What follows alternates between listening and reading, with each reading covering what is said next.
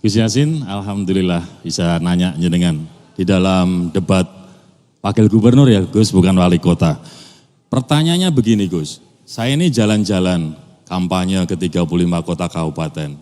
Ada kemudian nemu problem pendidikan, ternyata ada pelarangan studi tour maupun wisuda untuk anak SMA SMK. Nah, kalau menurut pandangan Gus Yassin gimana ke depan? Terima kasih. Ingin ditambahkan? Baik, selanjutnya kemudian kepada calon wakil gubernur nomor urut 2 untuk menjawab. Waktu Anda menjawab 3 menit dimulai sejak Anda berbicara. Terima kasih Mas Hendy yang saya sayangi.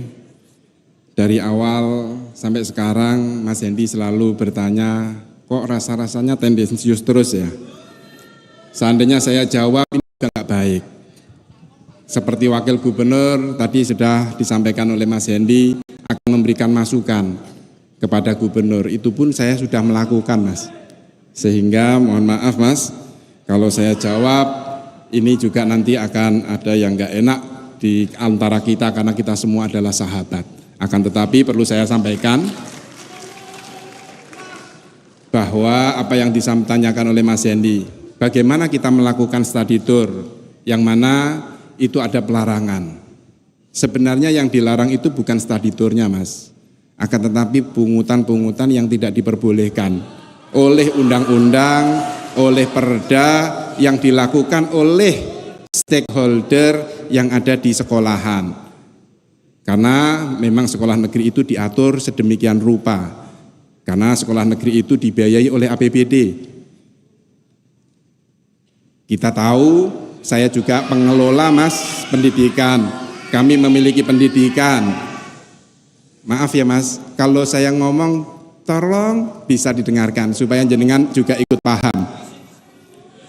Bahwa sekolah-sekolah swasta diperbolehkan kok Mas melakukan study tour, sehingga nanti regulasinya aja yang harus diatur.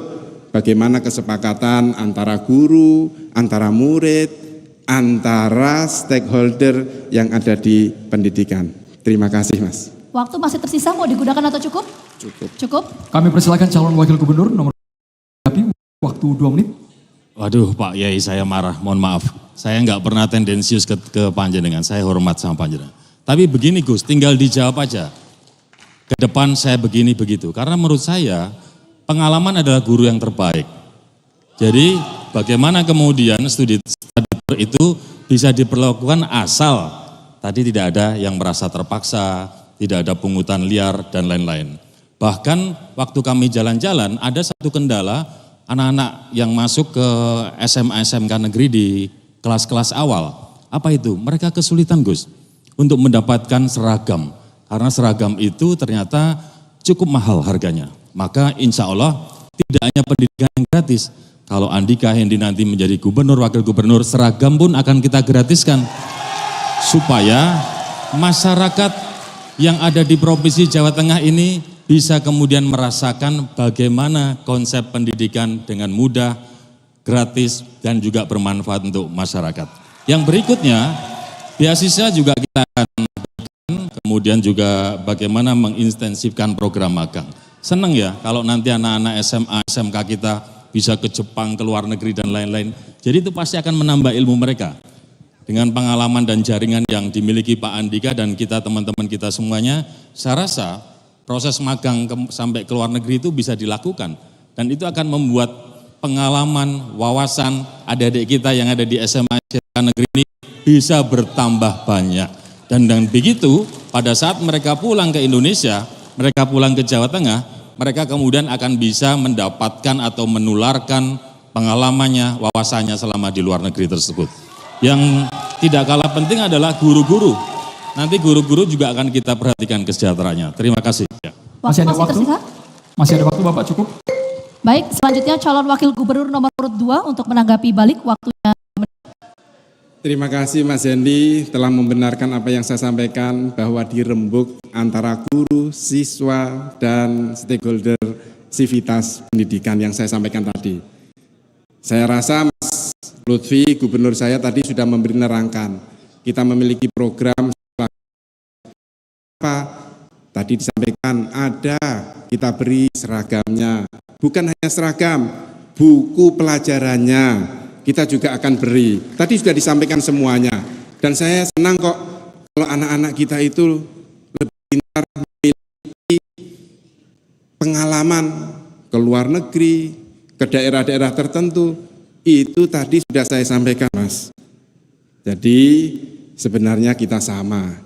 Dan Mas Hendy juga mengapresiasi apa yang saya sampaikan bahwa sivitas akademisi di SMA, SMK, guru, anak-anak didik ketika itu tidak ada keterpaksaan diperbolehkan, yang saya sebut adalah regulasinya. Terima kasih, Mas. Waktu masih tersisa, mau digunakan atau cukup? Ada beberapa hal yang perlu saya sampaikan terkait dengan anak-anak didik kita. Jadi yang paling pokok adalah mereka yang bikin ekstrim, kita akan berikan beasiswa ke luar negeri. Termasuk mereka yang hafal Al-Quran, kita biayai untuk berangkat ke Turki maupun Timur Tengah. Ini merupakan suatu inisiasi agar bagaimana siswa-siswa kita tidak hanya study tour di dalam negeri, tetapi bisa keluar negeri dengan potensi kemampuan yang dimiliki oleh anak-anak kita. Sehingga ke depan anak-anak kita tidak mempunyai hal yang sifatnya lokal. Keluar negeri pun jadi apabila itu sesuai dengan ketentuan, kapasitasnya, dan sesuai dengan apa yang dia diinginkan. Terima kasih. Baik. Selanjutnya kami persilakan calon wakil gubernur nomor urut 2 bertanya pada calon wakil gubernur nomor urut 1. Waktu bertanya 1 menit dimulai saat berbicara. Kita bertanya yang enak-enak saja, bahwa Jawa Tengah memiliki kekayaan alam yang luar biasa, potensial untuk dikembangkan menjadi olahraga rekreasi berprestasi. Yang saya tanyakan, Mas Hendy, ke depan apa olahraga rekreasi prestasi yang akan Mas Hendy kembangkan selain Borobudur maraton dan sepeda downhill, dan bagaimana strateginya? Terima kasih, Mas. Monggo. Ingin ditambahkan Bapak, ada waktu? Cukup. Baik, selanjutnya calon wakil gubernur nomor 1 untuk menjawab, waktunya 3 menit. Ya, terima kasih Gus Yassin. Saya rasa saya sangat setuju bahwa olahraga ini bisa membuat sebuah wilayah bisa berkembang maju. Tidak hanya generasi mudanya yang punya kemampuan untuk mereka bisa menjadi juara di bidang tersebut, tapi juga potensi wilayah yang ada di Provinsi Jawa Tengah itu juga bisa berkembang. Kenapa? Karena didatangi oleh para olahragawan, penonton, ofisial maupun pelatih. Kalau ada 2 yang sudah disebut Gus Yassin, salah satunya maraton, kemudian tadi downhill. Saya rasa masih banyak tempat lain yang bisa kita kemudian garap. Kita punya yang di daerah Kebumen, bagaimana namanya pantai yang luar biasa sekali, yang seperti di Selandia Baru. Kemudian ada juga tempat di Semarang kemarin juga ada lari tangki. Kemudian kita bisa juga ke arah Wonosobo. Dieng itu kan luar biasa. Hari ini banyak didatangi. Semuanya bisa dikemas sebagai sport tourism. Jadi olahraganya dapat, turisnya dapat. Sehingga Jawa Tengah ini prestasinya juga semakin meningkat di bidang olahraga, tapi ekonomi akan ada muncul pendapatan-pendapatan yang kemudian bisa membuat Jawa Tengah bisa membangun lebih masif lagi. Kemudian yang tidak kalah penting, bahwa olahraga ini juga tidak hanya di dalam konsep sekarang dianggarkan kepada KONI urusan selesai, tidak. Kami ingin kemudian mengembangkan olahraga ini sesuai dengan OPD atau SKPD yang ada di Provinsi Jawa Tengah. Katakanlah tadi Dinas Pemuda Olahraga. Dinas Pemuda Olahraga juga bisa mengambil peran terhadap pemberdayaan olahraga itu. Tidak hanya diserahkan pada KONI. Bagaimana caranya? Kerjasama dengan Dinas Pendidikan, bentuk sekolah-sekolah yang kemudian mempunyai talent prestasi olahraga. Ada sekolah yang punya kemampuan, bagaimana siswa-siswinya dilatih panahan dari awal. Ada sekolah yang punya kemampuan, bagaimana siswa-siswinya dilatih sepak bola dari awal, dan banyak lagi. Hingga menurut saya terkait dengan ke depan bahwa olahraga dan turisme ini suatu hal yang tidak bisa dipisahkan. Kami akan kembangkan sport tourism untuk bisa memamerkan potensi yang ada di Jawa Tengah, sekaligus membuat Jawa Tengah mempunyai target peringkat yang lebih baik dalam PON yang akan datang. Terima kasih. Gunakan.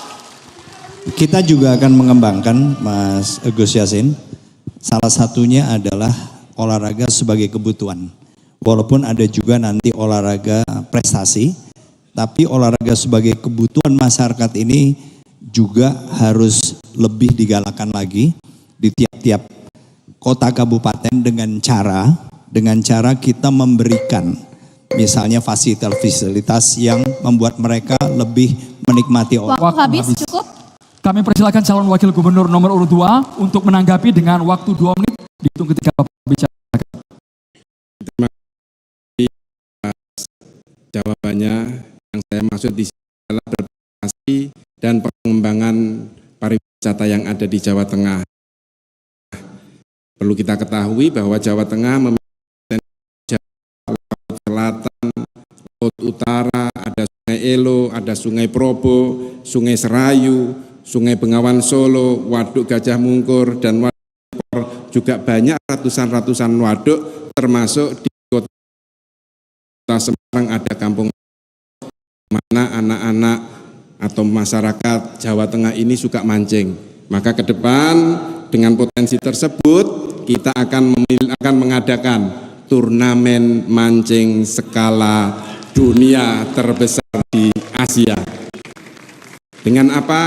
Kita akan menggandeng pemerintah pusat karena kami memiliki kedekatan dengan pemerintah pusat.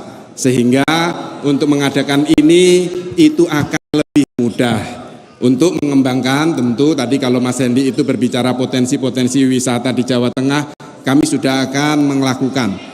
Seperti yang disampaikan Mas Lutfi, gubernur kami merevitalisasi wisata religi, mulai dari Sunan, ada Sampokong, ada Borobudur, itu akan kita revitalisasi dan kita akan promosikan Mas, yang sudah ada. Tadi juga kita sampaikan juga oleh Mas Lutfi, kita akan membuat 1000 desa wisata baru. Tentu dengan cara-cara digitalisasi, transformasi desa. Di Jawa Tengah masih ada 102 blank spot internet. Maka kami akan merangkul industri telekomunikasi untuk menyediakan sinyal atau layanan internet di desa-desa blank spot tersebut. Terima kasih. Baik, selanjutnya calon wakil gubernur nomor urut 1 untuk menanggapi balik, waktunya 2 menit. Iya, konsepnya sama ya, bagaimana mengembangkan potensi pariwisata di Jawa Tengah, bagaimana meningkatkan sisi olahraga di Jawa Tengah. Jadi sama Gus, nggak ada masalah, jadi semuanya baik untuk masyarakat Jawa Tengah dan pemerintah provinsi. Problem yang sedang kita hadapi di dunia olahraga di Jawa Tengah adalah bagaimana kemudian atlet dari Jawa Tengah ini bisa mendapatkan bantuan support atau perlakuan yang baik dari pemerintah provinsi. Kenapa? Karena dari sekian lama, sekian tahun, pada saat menjelang PON banyak atlet-atlet kita yang pindah keluar kota, pindah keluar provinsi. Kenapa? Tengah katanya fasilitasnya kurang baik, kesejahteraannya kurang baik. Nah, disinilah yang tadi saya sampaikan Gus, bahwa Dinas Pemuda yang ada nantinya pada saat kami berdua terpilih, itu juga harus membackup apa yang dilakukan oleh KONI Jawa Tengah. KONI ini biarkan kemudian mengembangkan atlet, Dinas Pemuda Olahraga yang notabene adalah milik pemerintah provinsi, itu harus mengembangkan bibit-bibit, sehingga pada saatnya nanti kita nggak usah khawatir. Pada saat ada atlet yang mau dibajak pun kita masih punya bibit-bibit atlet potensial. Itulah makanya dalam sebuah cerita, PON kita selalu kalah dengan yang namanya Jawa Barat, Jakarta, atau bahkan Jawa Timur. Dua wilayah di barat dan timur yang secara resources ini mestinya kita juga mampu menandingi. Betul ya Pak Andika?